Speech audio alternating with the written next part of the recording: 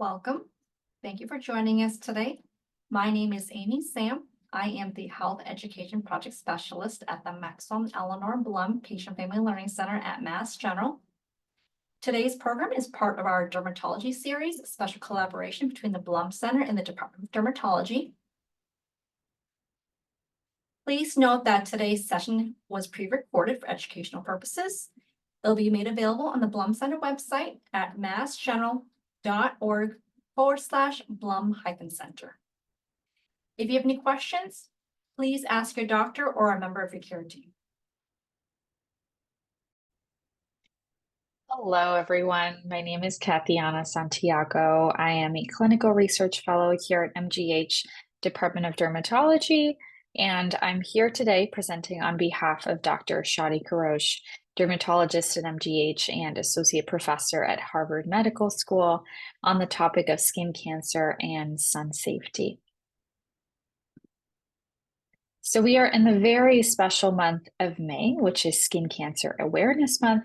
And to begin, I wanted to show this graphic from the Skin Cancer Foundation, which talks about how more people are diagnosed with skin cancer in the US than all other cancers combined. So this is a very important topic and very appropriate for us to discuss today as we approach the summer season. And let's start by understanding a bit more about skin cancer facts and statistics. By age 70, 1 in 5 Americans will develop skin cancer. In the US, over 9,500 people are diagnosed with skin cancer every single day. And every hour, more than 2 people die of skin cancer. So what exactly is skin cancer?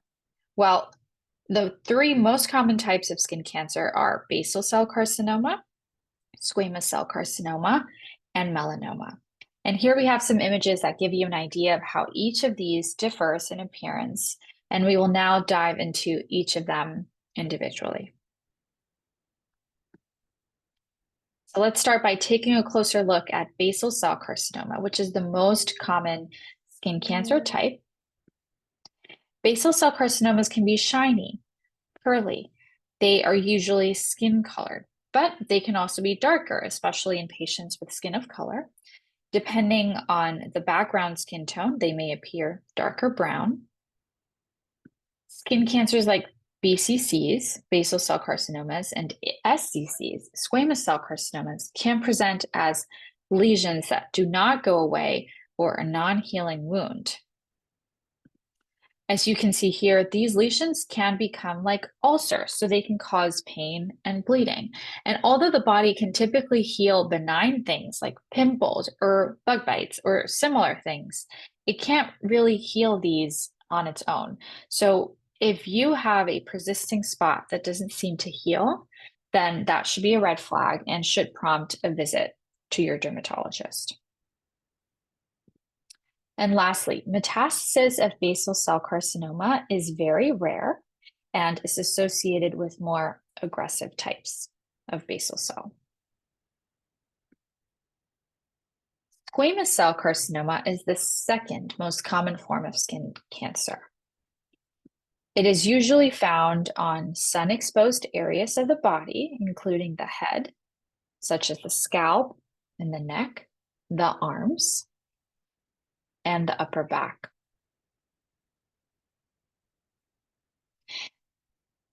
As you can see in these photos, they can look like rough, pink or red, and scaly patches or plaques that bleed. They usually develop after years of sun exposure, and they are more commonly seen in patients with lighter skin types, but they can also develop in patients with skin of color as well, as pictured here on the right. And lastly, patients with organ transplants have a higher risk of skin cancer with up to 65 times higher risk of squamous cell carcinoma. And this is why patients with organ transplant are encouraged, very highly encouraged, to establish care with a dermatologist and also get regular skin checks. So both basal cell and squamous cell carcinomas have a risk of causing local destruction and disfigurement. In general, the risk of metastasis is low, although squamous cell has a higher risk of metastasis than basal cell carcinoma. The risk will be higher for patients who present with advanced disease. Now, for both of them, basal cell and squamous cell carcinomas, they are easily treated as long as they are detected early, which is why awareness of what they look like, as well as skin exams with your dermatologists, is very important. Melanoma. So melanoma is the least common type of skin cancer, but it is the most aggressive as it has the highest tendency to spread. It can occur anywhere on the body, but is most common on the upper back, the torso, the lower legs, the head, and neck. It can develop as a new, rapidly growing mole that is itchy, it bleeds, or changes color or size. These signs can also appear in pre-existing moles, not necessarily a new mole, and these are often early warning signs of melanoma. Again, itchiness, bleeding, changes in color or size. So who gets melanoma? Anyone can get it. No one is immune from this cancer. However, Caucasians are more at risk than other races, especially those with fair skin, red or blonde hair, blue or green eyes, those who have more than 50 moles or more, or have a blood relative who had melanoma. So a family history, someone like your mom, your dad, a sibling. Even one blistering sunburn in childhood can double a person's risk of developing melanoma, which is why protecting ourselves from the sun and protecting our children from the sun is so important. Teaching children to develop sun protective behaviors can really impact their chances of developing this deadly skin cancer later in life. So is melanoma really that serious? Well, yes, it is. One American dies of melanoma every hour. And it's not just adults who are at risk. Melanoma is actually the second most common cancer in teens and young adults of ages 15 to 29. And it is the most common cancer in young adults of ages 25 to 29. And let's talk about what melanoma looks like so we can all be in the lookout. So when looking at a mole on your skin, you should think about the simple A, B, C, D, E rule, which outlines the warning signs of melanoma. Let's start with A. A stands for asymmetry, where one half of the mole is unlike the other half of the mole. B. B stands for border. The mole has an irregular, scalloped, or just a poorly defined border. C. C stands for color. The color will vary from one area to another. It could be shades of tan and brown. It could be black. And sometimes it could even have hues of white, red, or blue. D stands for diameter. So melanomas can be small. However, they're usually greater than 6 millimeters or the size of a pencil eraser. And E stands for evolving. So the mole or the lesion will look different from the rest or is changing over time. It's changing in size, it's changing in shape, or changing in color. So if you have a changing mole or a new mole or a mole that is just different, you should really keep a close eye on it to look for these signs. Remember A, B, C, D, and E.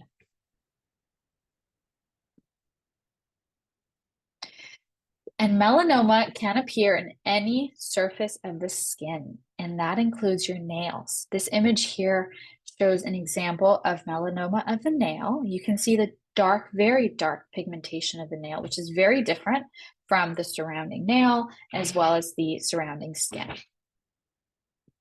Here's another image of a melanoma, and this one is particularly special. This one is called an amelanotic melanoma. It's one of the rare variants, but because it has very little or no pigment at all. And you can see how it has more of the pink, white, and blue hues that I was mentioning before. And here's another one.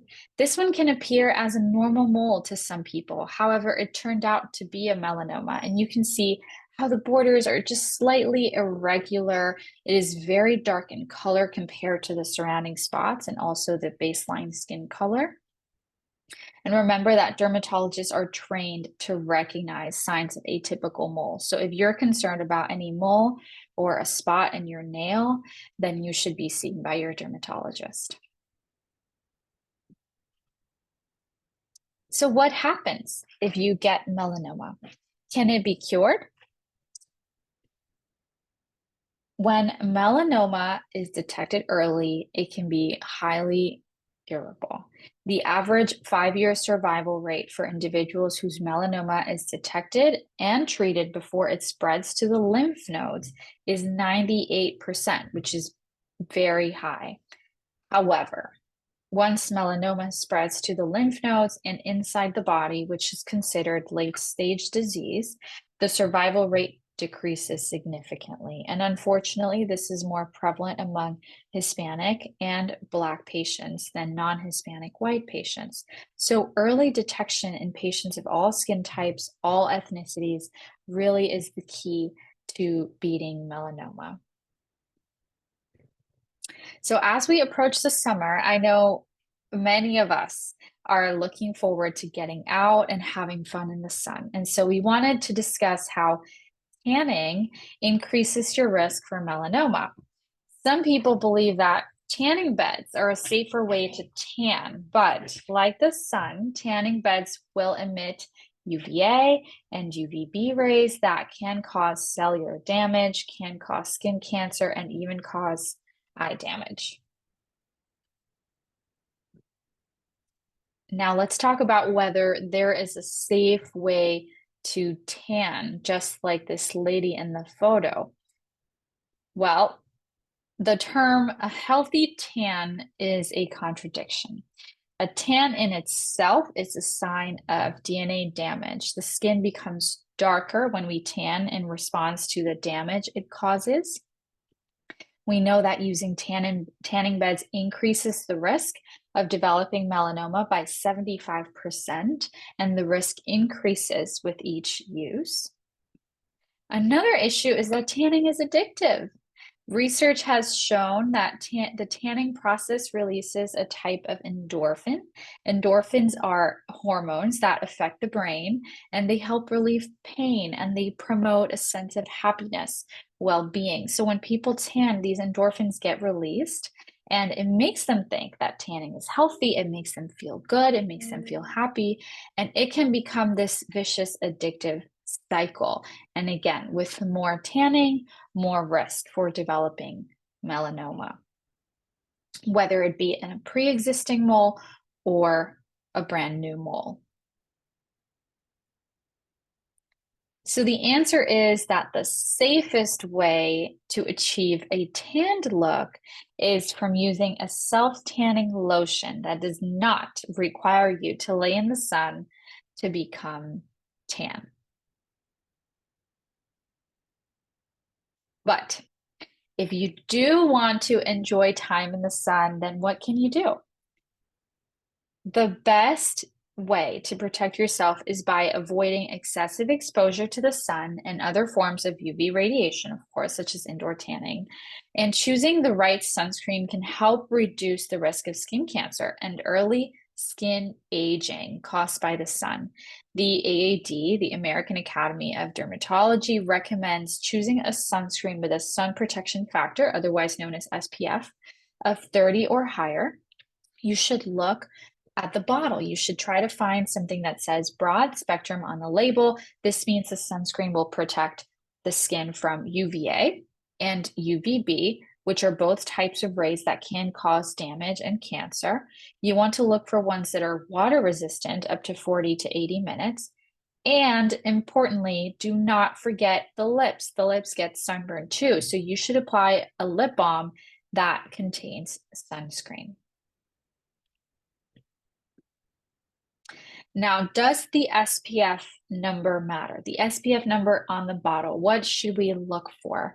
So for daily use, one should use a sunscreen that has at least SPF 30, although SPF more than 50 is better for more fair skin types and for those who have had skin cancer in the past.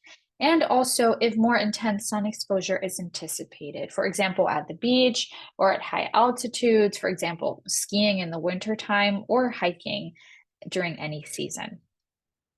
And patients often ask if a higher SPF really makes a difference. And the answer is that the differences become smaller as the SPF goes up, but differences still do exist. For example, it is true that the greatest difference in sun protective effect is between wearing no sunscreen at all and wearing a sunscreen with SPF 15. And the difference in sun protection between SPF 15 and SPF 30, and then between 30 and 50 is less, but the person, it could still make a difference for a person.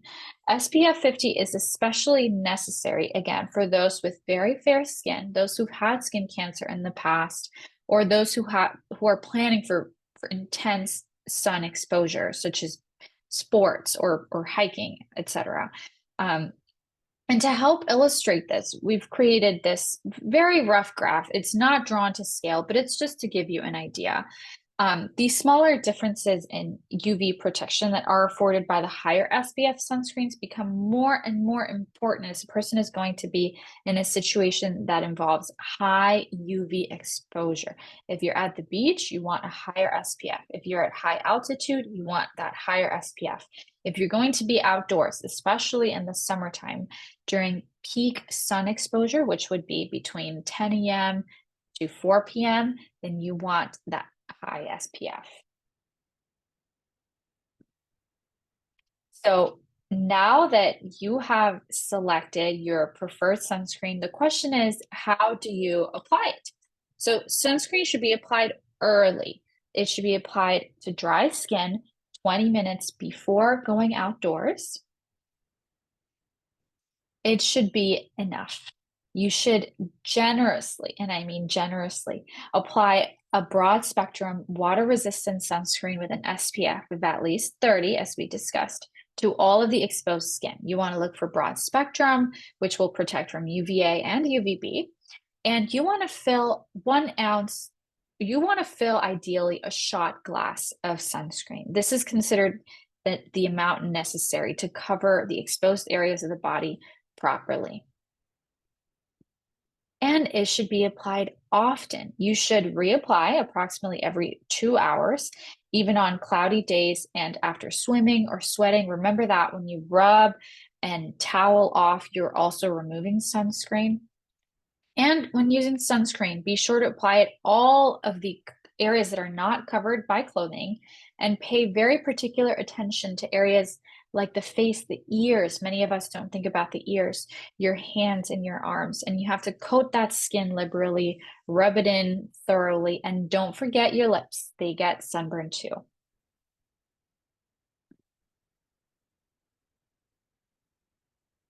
So here are other ways to protect yourself this summer.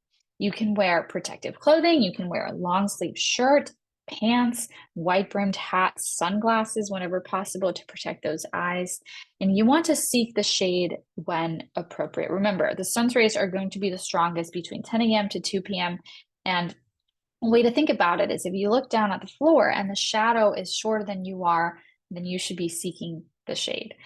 You can use extra caution near the water and the sand. These are reflective, so the rays of the sun are reflecting against these, and that increases your chances of a sunburn and therefore your chances of developing skin cancer.